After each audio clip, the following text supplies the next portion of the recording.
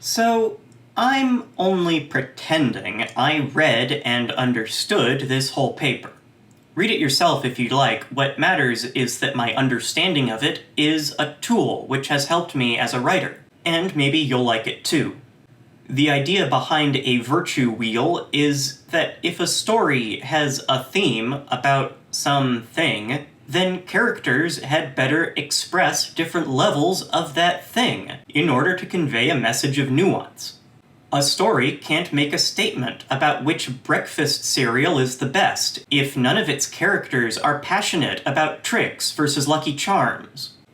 A story must have characters in opposition to convey any message at all. Not that every story needs to have a theme, mind you, and if your story does have a theme, I'm sure it's a little more sophisticated than why Weetabix should die in a hole. But that's where the wheel comes in. Let's say your story is a little more serious. Let me spin my own little wheel here. Oh, neat.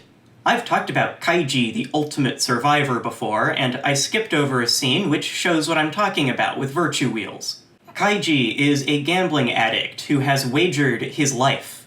Before an audience of wealthy spectators, Kaiji and a bunch of other gamblers are split into trios and told to balance across narrow beams.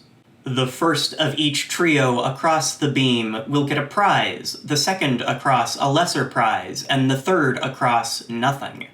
So this is awful, and it's happening again to Kaiji's left and again to Kaiji's right. We get to see different possibilities playing out in a suite of game theory simulations, basically. Some trios trudge across the beam together. Some trios push each other to get better prizes. Some trios can't bring themselves to cross at all. Every gambler here exists on a Cartesian grid with two axes we can call virtues. Relationship to the beam, whether first to third or finished or fallen, and paralyzing fear versus cruel ambition. Plotting these characters, we get a wheel. I mean, it's macabre to bring math into this, but that's kinda my deal. Kaiji is, as usual, in the worst possible position. He's second on his beam, and while the guy behind him is planning to push to get a prize, the guy ahead of him is frozen with fear. Can Kaiji push them to save himself? He knows he'd be rewarded for doing so. Kaiji is in the perfect place for a protagonist, the center of a virtue wheel. His position is the most vulnerable to change, and his next decision will be pivotal in an already monumental moment. Kaiji vows to push, then he vows not to push, and after a brief scuffle with the man behind him, all three men end up straddling the beam and crawling with their hands, disqualifying them from the gamble. This is their outcome. In every story, every character's outcome is determined by interactions with other characters, and all their positions on the virtue wheel. Those positions and their resulting outcomes produce the point of a story. Nobuyuki Fukumoto wrote Kaiji during an economic depression, and Kaiji reflects that. The strict hierarchy of the wealthy and cruel over the poor and helpless is another axis on the virtue wheel. The beam scene asks, the wealthy spectators are secure in their outcome, but what happens to everyone else? What should they do to get their best outcome? Fukumoto answers with a bunch of outcomes at once for maximum nuance. It's brutally analytic. Kaiji's answer to the beam question is know when to fold. When Kaiji's group of gamblers is across the beam, it's not over. Another group of gamblers cross the beams, off-screen, and another, and another. There are too many possible positions on the virtue wheel to show all the combinations. The majority are implied. Choosing not to show these beam crossings lets the horror of the situation linger, as we have to imagine what those outcomes were. In the beam crossings, Fukumoto shows exactly what he needs to for maximum impact. No more, no less. Thinking of characters as points on a virtue wheel helps catch wasted space. There's no reason to show two beams with exactly the same setup. Unless those identical trios have different outcomes, making the point about the cruelty of chance. The virtue wheel can also show where characters are needed. If no beam at all exhibits a certain phenomenon, then that phenomenon is missing from the nuance of the message. A new beam might be crossed by a new trio to show the audience another side to the struggle. That's how Fukumoto managed to make Kaiji play pachinko for like 1,000,000 years. Kaiji is pretty hellish, but do you know what's really hellish? Hell. Dante's Inferno is basically a big virtue wheel. When Virgil leads Dante through the rings of the underworld, it's saying, hey, look, here are the virtues, here are the outcomes. Dante visits a roster of historical figures and politicians to show their particular damnations.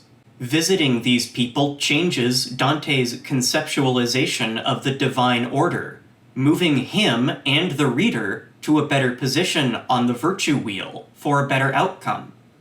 The religious connotation of the Divine Comedy makes it clear Dante's message was about how mortals live and how they should live. But every story provides such a message, whether intentionally or not. Every story will have characters whose differences lead them to different places, and that's a message. Let's look at, say... Yeah, that'll do. The Terminator movies star a robot sent back in time to kill the mother of the leader of the rebels against the robots in the future. It's complicated. But the virtue wheel is pretty straightforward. What's Terminator 1 about on the most basic level? Humans good, robots bad. It's more of a virtue stick, but it works for an action movie, and it conveys a message about inevitability. Sarah Connor can't get rid of the robot without a machine.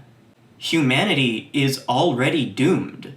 Man's impotent struggle to resist fate is painted with the palette of the virtue wheel. The sequel introduced a robot who learns to be a little human, from a little human who grew up using machines. You can't trump pigs with pigs, and you can't sequel humans versus robots with humans versus robots. Exploring the virtue wheel, adding axes to the virtue wheel, or consciously reinventing the virtue wheel. These are the only ways to make a proper sequel mindfully, or whatever. Dante followed up the Inferno twice. Kaiji walked across another beam, and it was better the second time. Thank goodness Terminator stopped after 2 movies. Or maybe I'm thinking about it too much. That's all I do here at Thinkster. I'm thinking of writing a sequel to that story about an ultra-marathon runner who races a horse to keep his legs. It'd be about a Tour de France champ racing a guy on dirt bike for a map to pirate gold. On second thought, maybe that story's finished. In high school English classes, I was often skeptical when the teacher said authors wrote books to convey a theme the length of a fortune cookie fortune. Now, I think considering characters' outcomes as the consequence of their characteristics gives stories a function, and that function implies their form. A story with a worldview writes itself. Conveying worldviews in compelling stories keeps those worldviews around for centuries. In the past, people had the patience to read like 900 pages of iambic pentameter. Nowadays, we prefer stories to be lean, and their themes must show like ribs on greyhounds. I like my understanding of the virtue wheel because I'm a numbers guy. Plotting characters on a grid sounds fun to me. However you conceptualize writing to make your stories the best they can be, I'm sure you couldn't explain it very well either. To create art is to materialize thought. It's hard to do, and it's harder to talk about. If you want to hear me try anyway, subscribe, and think about joining these squidlings and elder squids supporting me on Patreon. I'm still trying to figure out what this channel is actually, about, but I'm having fun, so see you next time.